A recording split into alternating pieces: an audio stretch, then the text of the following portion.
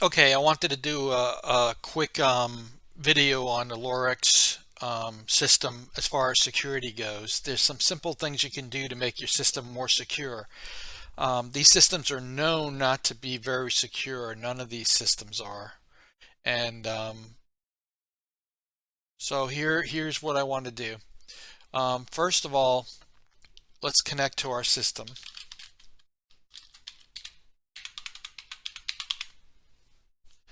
And what I'm doing is I'm connecting via Chrome.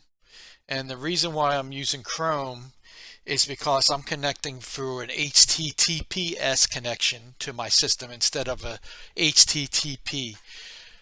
Even though it says it's not secure, it really is. And the reason that it's saying not secure is because I don't have a certificate on my system, which is fine. You're connecting to it locally on your local network. You don't need a certificate. But everything that is sent to this site and back to my computer is encrypted because I'm using HTTPS, and I'll show you how to set that up. First of all, first thing you want to do is go into information on the bottom right here. And we want to do a backup of our system before we do any changes. So you go to information, update, and reset. And then you hit import export. And from here you want to export your system. So it says export right there. You hit export. And you see it just created a file and put it in your downloads folder. In there you could copy that file wherever you want, but that's the backup of your Lorex configuration right now. It's in your downloads folder on your computer. And then using the same utility, you could actually import that file by going to import and browse to the file and importing it. And that way, if you ever make a mistake, you can always restore it. You could put that file on a USB stick, stick it into the Lorex system, and connect and re-import it through the Lorex system itself. You don't have to use the URL to do it. Okay, so after you get a backup of your system and you're safe there, we want to go back to the main screen. And the primary part of this main screen that we want to go to is network. And we want to go here to port number. In the port number, you can set up all these as defaults or change them. I changed a few of them for this video. I also changed them for my use as well. First thing you want to do is max connections. I forget what the original number is for max connections, but you don't want more than 2 or 3 there for that. You don't want like a whole bunch of connections to this system. You don't really need it. And this is just for the URL connection. The other thing is TCP port 3500 and UDP port 3501. The problem with those ports are those ports allow you to connect to your Lorex NVR over the internet. So let's say you're in work and you want to set up a setting or change a setting on your system. You could connect to your Lorex system through the internet using those ports.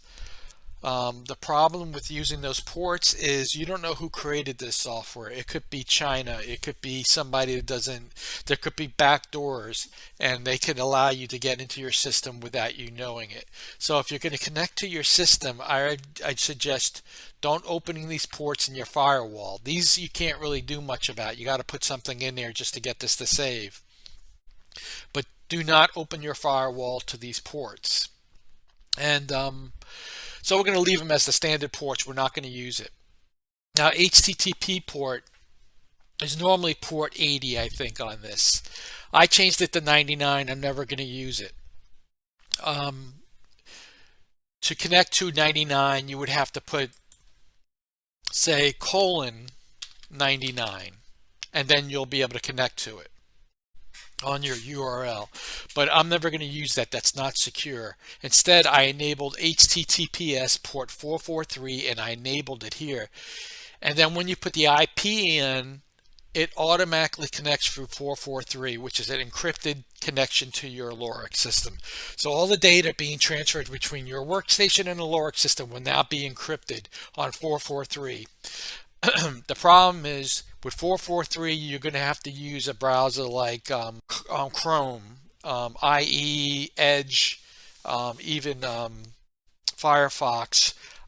I could not connect without bypassing their connection when you're using Chrome. Chrome lets you bypass it.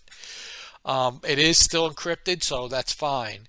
But if you're going to use 443, you're going to have to use Chrome.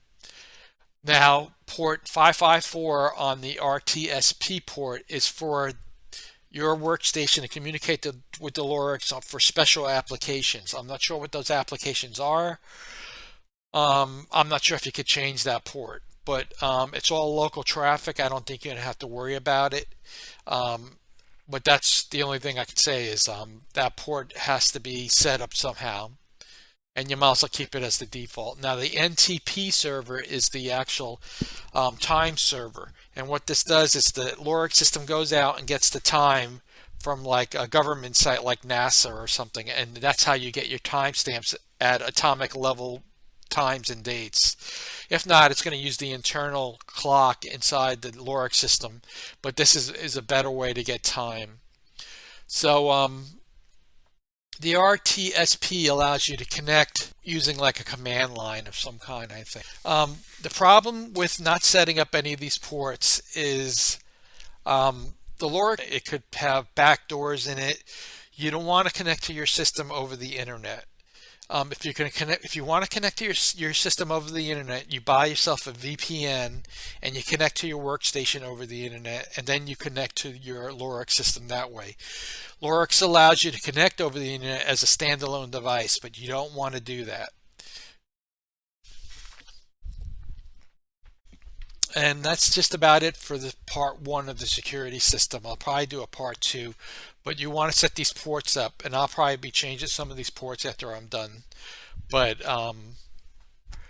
use 443 is the primary thing you want to do here, and never open up the firewall ports to the Lorix system.